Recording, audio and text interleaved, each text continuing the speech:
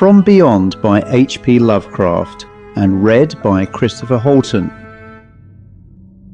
Horrible beyond conception was the change which had taken place in my best friend, Crawford Tillinghast. I had not seen him since that day, 2 months and a half before, when he told me toward what goal his physical and metaphysical researches were leading, when he had answered my awed and almost frightened remonstrances by driving me from his laboratory and his house in a burst of fanatical rage. I had known that he now remained mostly shut in the attic laboratory with that accursed electrical machine, eating little and excluding even the servants, but I had not thought that a brief period of 10 weeks could so alter and disfigure any human creature. It is not pleasant to see a stout man suddenly grown thin, and it is even worse when the baggy skin becomes yellowed or greyed, the eyes sunken, circled, and uncannily glowing, the forehead veined and corrugated, and the hands tremulous and twitching. And if added to this, there be a repellent unkemptness, a wild disorder of dress, a bushiness of dark hair white at the roots, and an unchecked growth of white beard on a face once clean-shaven, the cumulative effect is quite shocking. But such was the aspect of Crawford Tillinghast on the night his half-coherent message brought me to his door after my weeks of exile. Such was the spectre that trembled as it admitted me, candle in hand, and glanced furtively over its shoulder as if fearful of unseen things in the ancient lonely house set back from Benevolent Street.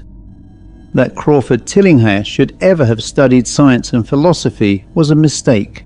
These things should be left to the frigid and impersonal investigator, for they offer two equally tragic alternatives to the man of feeling and action: despair if he fail in his quest, and terrors unutterable and unimaginable if he succeed.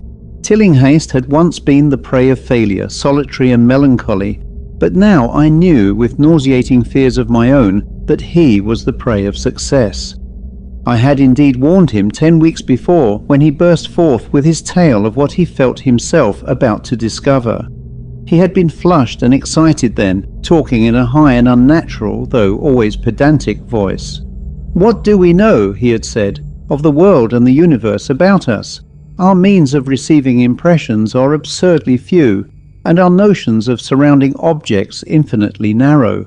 We see things only as we are constructed to see them, and can gain no idea of their absolute nature. With 5 feeble senses we pretend to comprehend the boundlessly complex cosmos, yet other beings with wider, stronger or different range of senses might not only see very differently the things we see, but might see and study whole worlds of matter, energy and life which lie close at hand, yet can never be detected with the senses we have. I have always believed that such strange, inaccessible worlds exist at our very elbows, and now I believe I have found a way to break down the barriers. I am not joking. Within 24 hours, that machine near the table will generate waves acting on unrecognized sense organs that exist in us as atrophied or rudimentary vestiges. Those waves will open up to us many vistas unknown to man, and several unknown to anything we consider organic life. We shall see that at which dogs howl in the dark, and that at which cats prick up their ears after midnight. We shall see these things and other things which no breathing creature has yet seen. We shall overleap time, space, and dimensions, and without bodily motion peer to the bottom of creation. When Tillinghast said these things, I remonstrated, for I knew him well enough to be frightened rather than amused, but he was a fanatic and drove me from the house. Now he was no less a fanatic, but his desire to speak had conquered his resentment, and he had written me imperatively in a hand I could scarcely recognize. As I entered the abode of the friend so suddenly metamorphosed to a shivering gargoyle, I became infected with the terror which seemed stalking in all the shadows. The words and beliefs expressed 10 weeks before seemed bodied forth in the darkness beyond the small circle of candlelight, and I sickened at the hollow, altered voice of my host. I wished the servants were about, and did not like it when he said they had all left 3 days previously. It seemed strange that old Gregory at least should desert his master without telling as tried a friend as I. It was he who had given me all the information I had of Tillinghast after I was repulsed in rage, yet I soon subordinated all my fears to my growing curiosity and fascination. Just what Crawford Tillinghast now wished of me, I could only guess, but that he had some stupendous secret or discovery to impart, I could not doubt. Before I had protested at his unnatural pryings into the unthinkable, now that he had evidently succeeded to some degree, I almost shared his spirit, terrible though the cost of victory appeared. Up through the dark emptiness of the house, I followed the bobbing candle in the hand of this shaking parody on man. The electricity seemed to be turned off, and when I asked my guide, he said it was for a definite reason. It would be too much. I would not dare, he continued to mutter. I especially noted his new habit of muttering, for it was not like him to talk to himself. We entered the laboratory in the attic, and I observed that detestable electrical machine glowing with a sickly, sinister violet luminosity. It was connected with a powerful chemical battery, but seemed to be receiving no current, for I recalled that in its experimental stage it had sputtered and purred when in action. In reply to my question, Tillinghast mumbled that this permanent glow was not electrical in any sense that I could understand. He now seated me near the machine so that it was on my right, and turned a switch somewhere below the crowning cluster of glass bulbs. The usual sputtering began, turned to a whine, and terminated in a drone so soft as to suggest a return to silence. Meanwhile, the luminosity increased, waned again, then assumed a pale outre colour, or blend of colours, which I could neither place nor describe. Tillinghast had been watching me and noted my puzzled expression. "Do you know what that is?" he whispered. "That is ultraviolet." He chuckled oddly at my surprise. "You thought ultraviolet was invisible, and so it is. But you can see that and many other invisible things now. Listen to me. The waves from that thing are waking 1,000 sleeping senses in us, senses which we inherit from eons of evolution, from the state of detached electrons to the state of organic humanity. I have seen the truth and I intend to show it to you. Do you wonder how it will seem? I will tell you." Here Tillinghast seated himself directly opposite me, blowing out his candle and staring hideously into my eyes. "Your existing sense organs, ears first I think, will pick up many of the impressions, for they are closely connected with the dormant organs. Then there will be others. You have heard of the pineal gland." I laugh at the shallow endocrinologist, fellow dupe and fellow parvenu of the Freudian. That gland is the great sense organ of organs, I have found out. It is like sight in the end and transmits visual pictures to the brain. If you are normal, that is the way you ought to get most of it. I mean, get most of the evidence from beyond. I looked about the immense attic room with the sloping south wall, dimly lit by rays which the everyday eye cannot see. The far corners were all shadows, and the whole place took on a hazy unreality which obscured its nature and invited the imagination to symbolism and phantasm. During the interval that Tillinghast was long silent, I fancied myself in some vast, incredible temple of long-dead gods, some vague edifice of innumerable black stone columns, reaching up from a floor of damp slabs to a cloudy height beyond the range of my vision. The picture was very vivid for a while, but gradually gave way to a more horrible conception, that of utter, absolute solitude in infinite, sightless, soundless space.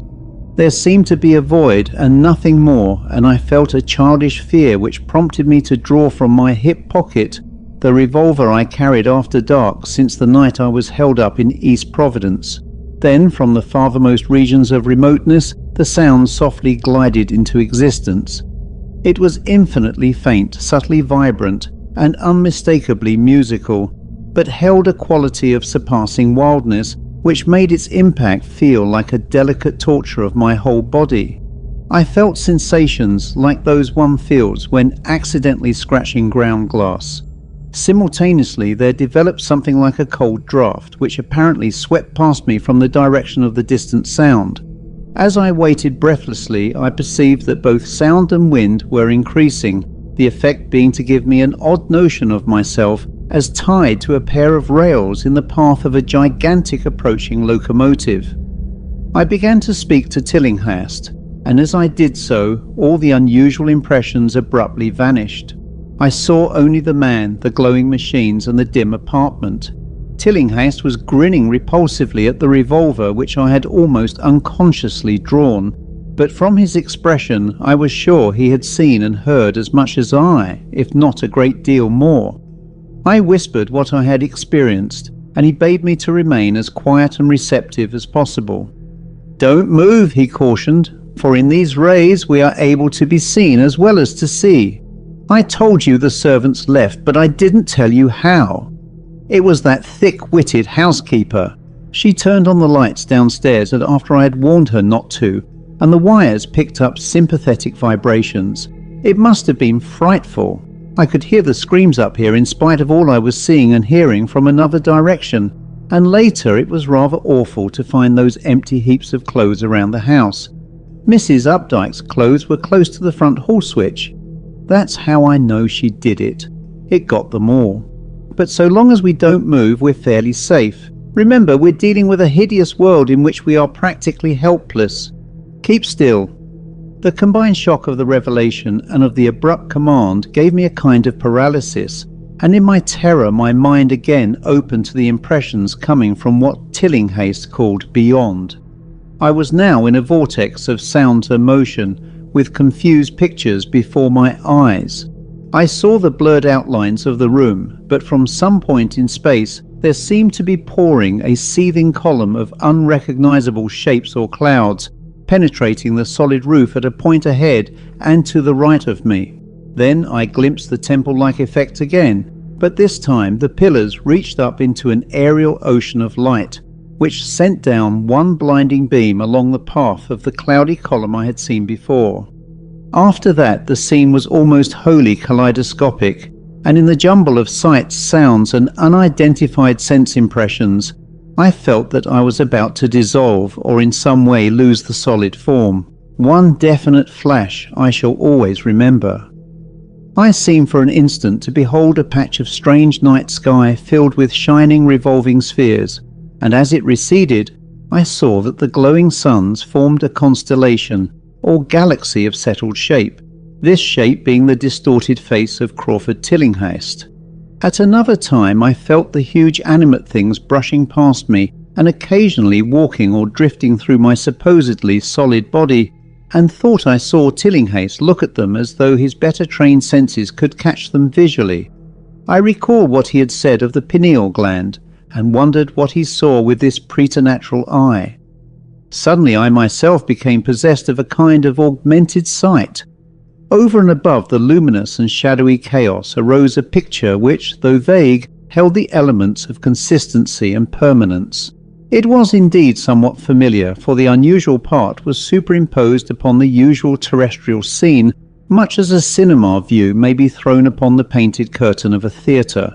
I saw the attic laboratory, the electrical machine, and the unsightly form of Tillinghast opposite me, but of all the space unoccupied by familiar objects, not one particle was vacant. Indescribable shapes, both alive and otherwise, were mixed in disgusting disarray, and close to every known thing were whole worlds of alien unknown entities. It likewise seemed that all the known things entered into the composition of other unknown things, and vice versa. Foremost among the living objects were inky jellyfish monstrosities which flabbily quivered in harmony with the vibrations from the machine. They were present in loathsome profusion, and I saw to my horror that they overlapped, that they were semi-fluid and capable of passing through one another and through what we know as solids. These things were never still, but seemed ever floating about with some malignant purpose. Sometimes they appeared to devour one another, the attacker launching itself at its victim and instantaneously obliterating the latter from sight. Shudderingly I felt that I knew what had obliterated the unfortunate servants, and could not exclude the thing from my mind as I strove to observe other properties of the newly visible world that lies unseen around us. But Tillinghast had been watching me and was speaking. "You see them? You see them? You see the things that float and flop about you and through you every moment of your life? You see the creatures that form what men call the pure air and the blue sky? Have I not succeeded in breaking down the barrier? Have I not shown you worlds that no other living men have seen?" I heard his scream through the horrible chaos and looked at the wild face thrust so offensively close to mine. His eyes were pits of flame, and they glared at me with what I now saw was overwhelming hatred. The machine droned detestably. "You think those floundering things wiped out the servants? Fool, they are harmless. But the servants are gone, aren't they? You tried to stop me. You discouraged me when I needed every drop of encouragement I could get. You were afraid of the cosmic truth, you damn coward, but now I've got you. What swept up the servants? What made them scream so loud?"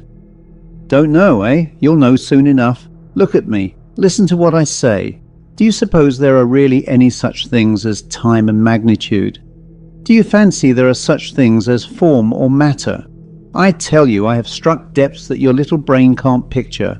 I have seen beyond the bounds of infinity and drawn down demons from the stars. I have harnessed the shadows that stride from world to world to sow death and madness. Space belongs to me, do you hear? Things are hunting me now, the things that devour and dissolve, but I know how to elude them. It is you they will get, as they got the servants." "Stirring, dear sir? I told you it was dangerous to move. I have saved you so far by telling you to keep still. Saved you to see more sights and to listen to me.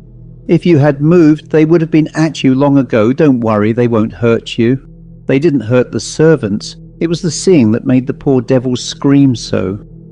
My pets are not pretty, for they come out of places where aesthetic standards are very different. Disintegration is quite painless, I assure you, but I want you to see them. I almost saw them, but I knew how to stop. You are curious? I always knew you were no scientist. Trembling, eh? Trembling with anxiety to see the ultimate things I have discovered. Why don't you move then? Tired? Well, don't worry, my friend, for they are coming. Look, curse you, look, it's just over your left shoulder. What remains to be told is very brief and may be familiar to you from the newspaper accounts. The police heard a shot in the old Tillinghast house and found us there, Tillinghast dead and me unconscious. They arrested me because the revolver was in my hand, but released me in 3 hours after they found it was apoplexy which had finished Tillinghast, and saw that my shot had been directed at the noxious machine which now lay hopelessly shattered on the laboratory floor. I did not tell very much of what I had seen, for I feared the coroner would be sceptical, but from the evasive outline I did give, the doctor told me that I had undoubtedly been hypnotized by the vindictive and homicidal madman. I wish I could believe that doctor. It would help my shaky nerves if I could dismiss what I now have to think of the air and the sky about and above me. I never feel alone or comfortable, and a hideous sense of pursuit sometimes comes chillingly on me when I am weary. What prevents me from believing the doctor is one simple fact, that the police never found the bodies of those servants whom they say Crawford Tillinghast murdered. The end.